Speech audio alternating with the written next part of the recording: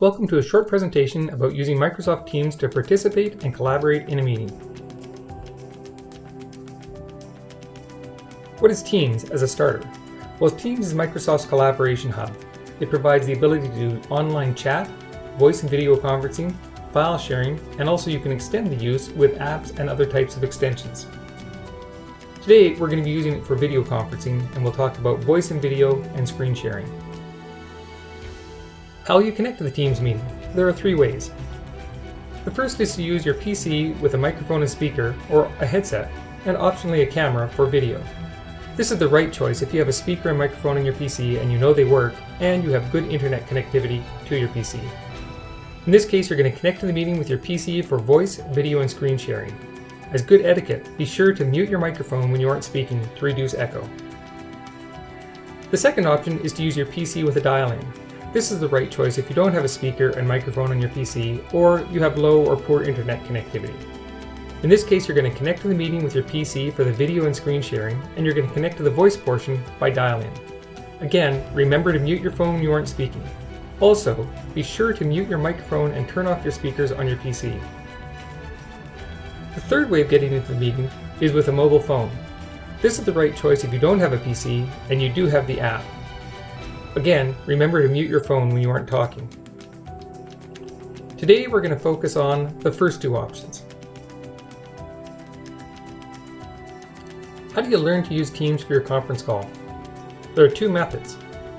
One, you can check out this link that's long and rather arduous to type over at the Microsoft support site, or you can just stay tuned to this presentation and get a quick lesson. Let's start by talking about the meeting invitation. You'll have received an invitation that looks something like this. From this invitation, you can click on this link and start your meeting directly from your PC. If you're going to dial in, the dial-in number will be shown here, or you might just check your invitation as well. Additionally, if you want to find a local number, here's a link where you can look up your local number. If you're dialing in, you will need this conference ID number for the dial-in. Your email system may have unfortunately unformatted the invitation, and in that case it's going to look a little different. Again, however, you simply click on this link to start the meeting. Also, look for your dial-in information in here as well. Once you've clicked on the link, this will open a browser window. If you have Teams on your PC, just launch it by clicking on this Launch It Now button and start the meeting. If you don't and you're using the web, simply click on this button that says Join on the web instead. The web version will open up, and here you'll be able to allow the use of your microphone and camera. So you click on the Allow button and you'll be able to enter the meeting. If you're going to use a dial-in, just hit block at this point. The meeting starts up and you're going to be at the preview screen. Here you can enter your name, turn your camera and microphone on and off, and if you hit the Devices button, you can select the options for your devices.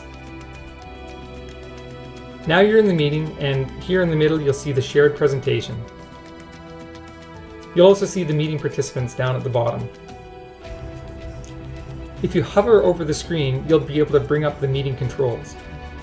With the meeting controls, you can turn your camera and microphone on and off, and remember, it's always good to mute if you're just listening.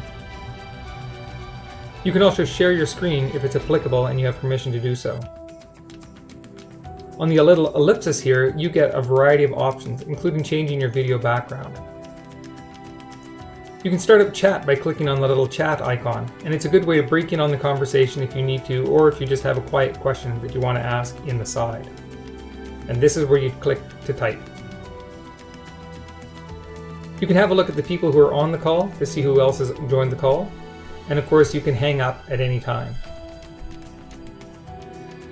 We look forward to working with you on Teams. Thanks very much.